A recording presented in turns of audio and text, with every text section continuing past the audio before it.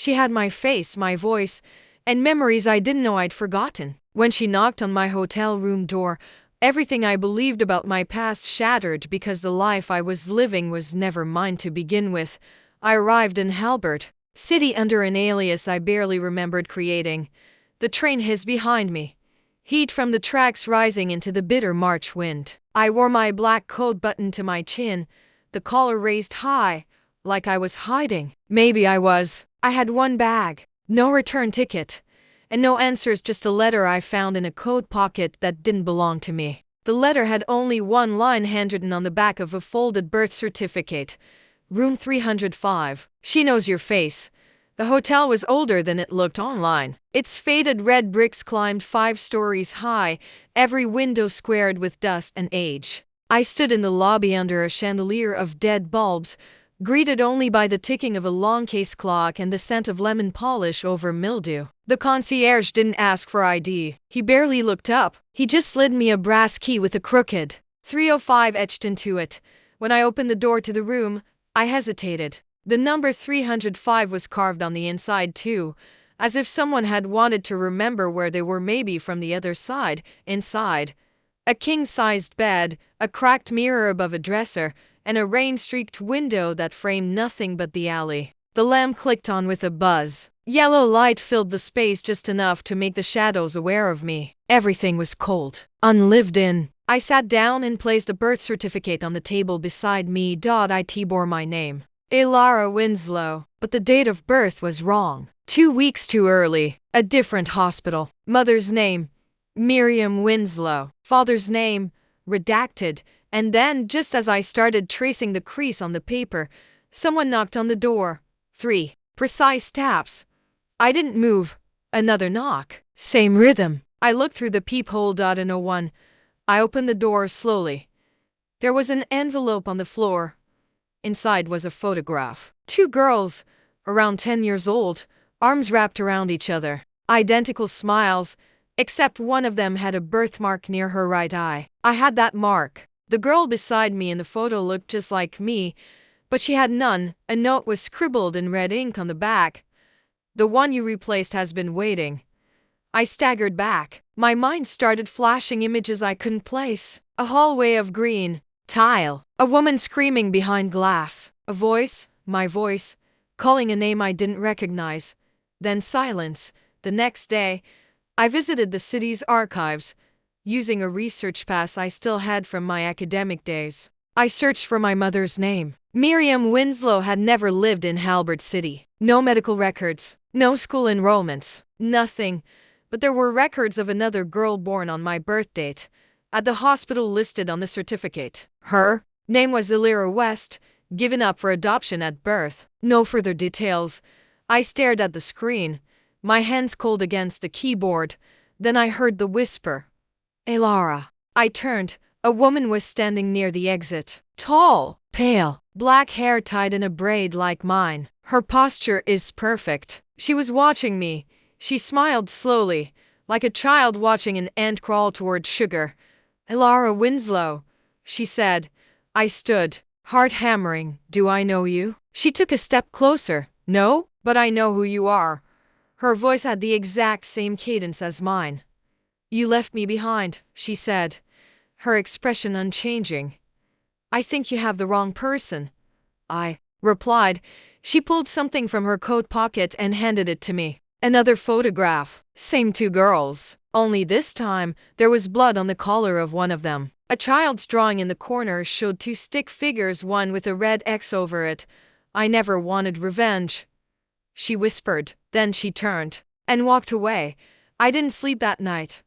I locked the door, moved the dresser against it, and kept the lamp on until the bulb flickered out. At 3:11 a.m., I woke up to a sound inside the room. I wasn't alone. From the shadow by the mirror, a figure stepped forward. It was her. The same face. My face. Her smile is calm and hollow. You're in my place now, she said softly. I tried to speak, but no words came. My chest was burning with cold air I couldn't exhale. I was taken, she said. You were chosen. One of us was meant to disappear. They made sure it was me. I couldn't move. You got life, she said. The house, the research, the scholarship, the lover. I tried to back away. She stepped closer, stopping inches from me. Then she whispered, "Do you even remember him?" And everything inside me fractured. A flash of a boy's face. My first kiss. The hospital window. Someone is screaming. A fire. Then black. When I woke up, the room was quiet. The mirror was cracked. Absolutely, here is the continuation and conclusion. I ran, I didn't pack. Didn't look back. I left the cracked mirror and the whisper of her voice behind me and ran straight into the night like a child chased by a monster no one else could see. But I wasn't a child, and she wasn't a monster. She was something far worse. She was me. The streets of Halbert City were soaked from a sudden rain. I didn't notice until I collapsed onto a bench outside an all-night pharmacy, shivering. I stared at my shaking hands. I wasn't sure if they were mine anymore. I called him. The only person who ever knew the parts of me I never said aloud. "Kieran," I said when he answered. "I need to see you." Silence on the other end. Then, "Where are you?" By morning I was in his apartment, curled on his couch like a broken paper crane. Kieran moved around me with soft urgency, like a man caring for something fragile. The smell of coffee mixed with familiarity I had long buried. He brought me a blanket and didn't ask questions until I finally looked at him. "There's someone." With my face, I said. She came to me. She knew things I didn't remember until last night. He knelt in front of me, his hands warm on mine. "Is this about your dreams again?" he asked gently. "The ones from your childhood?" "No," I said. "It's about my life not being mine." I told him everything. The letter, the photo, the woman in the archives, the mirror, the child in the photograph with the blood on her collar. Kieran listened. He didn't interrupt once. When I was done, he took a long breath. "Elara, do you remember the day we met?" I blinked. "Of course. You were 17. You came to that summer program at Halbert Neuro Labs. You were quiet, but sharp. You answered every question before anyone else." "Yeah, I remember. You wore a gray hoodie with thumb holes. But what I remember most is, you didn't speak to anyone for the first 3 days. I stared at him. "That's not true." "I spoke to you." Kieran's voice dropped. "No, Lara. You didn't speak until day 4. And when you finally did, your first words were, 'Is this the real world?'" I froze.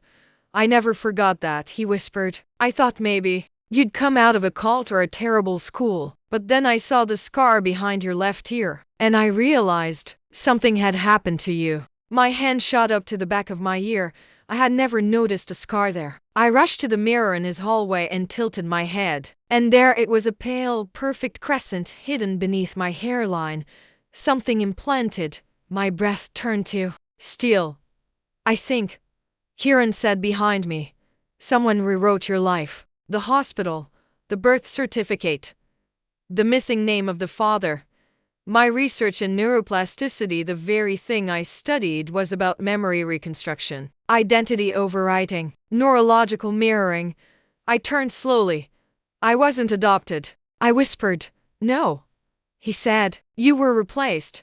We broke into the old private hospital outside Halbert that night. It had closed a decade ago, but the record still existed beneath the dust. Floor by floor, we searched until we reached sublevel B. The door was marked Mirror Project. Inside were patient files. Elira West. File 112B, Elara Winslow. File 113A, born the same day. Same DNA markers. Twins. Only one was meant to survive. They tested a memory reprogramming project on Elira. A failure, they said. Too much trauma. Behavioral instability. The control subject, me, was more adaptive. They implanted her identity into mine. But somewhere in the rewiring, something resisted. She didn't disappear. She remembered. And she had been waiting. When we returned to my hotel room, room 305, she was there, sitting on the bed, wearing my face, holding a photograph of us as children. "You found it," she said softly. "The truth." My voice was a whisper. "Why me?" "Because they thought I couldn't survive the transfer, that I wasn't stable. But I watched. I saw you grow. Saw you take my place. My name. My research. Kieran, everything that should have been mine. Tears filled my eyes. I didn't know, but I did. She said. She reached into her pocket and handed me a key. There's a room on sublevel C. Room 9. That's where they left me. She stood and walked toward the door. Wait, I said. What now? She paused. You can have your life back, or we can both destroy the people who stole it. Then she walked out.